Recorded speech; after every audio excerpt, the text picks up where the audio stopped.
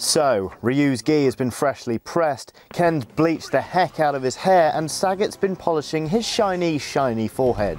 And it's all for today.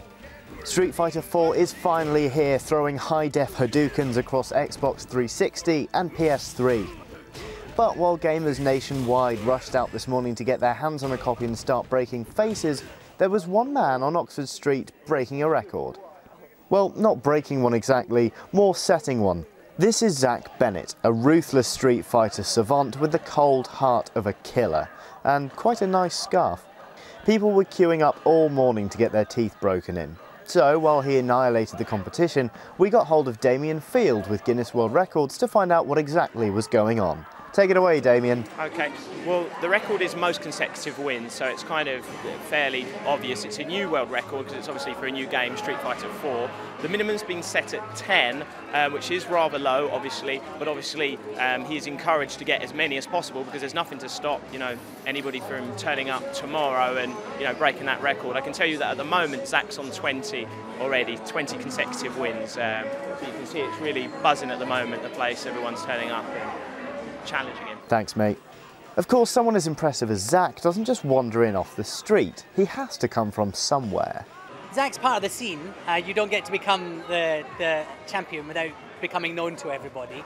So, and actually also he's a friend of a friend. So I just got in touch and said, are you interested in doing this, I guess, Iron Man challenge? In Japan they call them Tetsujin challenges. He's into it, obviously, because he gets in the Guinness Book of World Records if he wins. And if he does make it through to the 4 hours without being beaten, we're going to set him up with a big 48-inch TV and surround sound system, so it's a big prize. And also, if anyone does beat him, the first person to beat him will get that TV and surround sound system instead of him. But amazingly, despite Zach's reputation, it was towards the end of the very first hour that the Arcade King was toppled. After an incredibly close match, Hatem Habashi emerged as the victor, winning a 48-inch plasma TV for his trouble. To be honest, I wasn't expecting to do it. I was going to give it my best shot, and I just gave it everything I had, and I just seemed to just outplay him slightly. So it was a pretty kick-ass event all round, but does the game measure up? The answer lies in the heart of battle. There was a lot of hype and more than a bit of nervousness surrounding the release of Street Fighter 4, being the first next-gen installment in the Knockout franchise. To their credit, Capcom have done a very good job of staying true to their roots while embracing today's higher technological capabilities. The game combines all the classic arcade features fans know and love, while including some addictive online gameplay.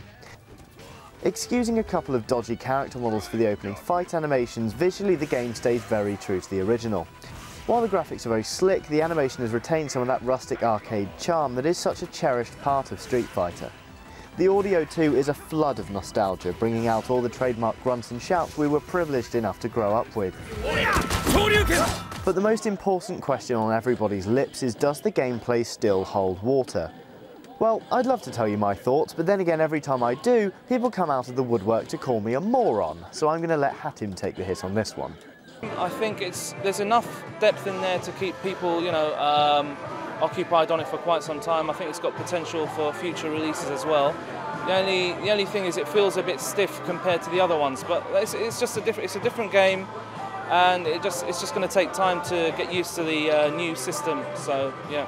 So as a long-standing Street Fighter fan yourself, you're still satisfied with it? I'm satisfied with it, and if it's helped me to win a 48-inch television, then yeah, Street Fighter 4 is a great game. Hey. I have to say, while I didn't walk home with a TV the size of an elephant, I agree with Hatem. Experienced Street Fighter players will take to these new controls fairly swiftly, but it will still feel uncomfortably clunky for a good while. It's not an entirely unexpected development in mapping the game onto a new generation of consoles, but gamers should still be prepared for a bit of a tough time getting to grips with this title. So, ultimately, Street Fighter 4 is a thoroughly welcome addition to the series. Sure, it doesn't feel quite the same as previous titles, but if it's good enough for these arcade junkies, it's good enough for me.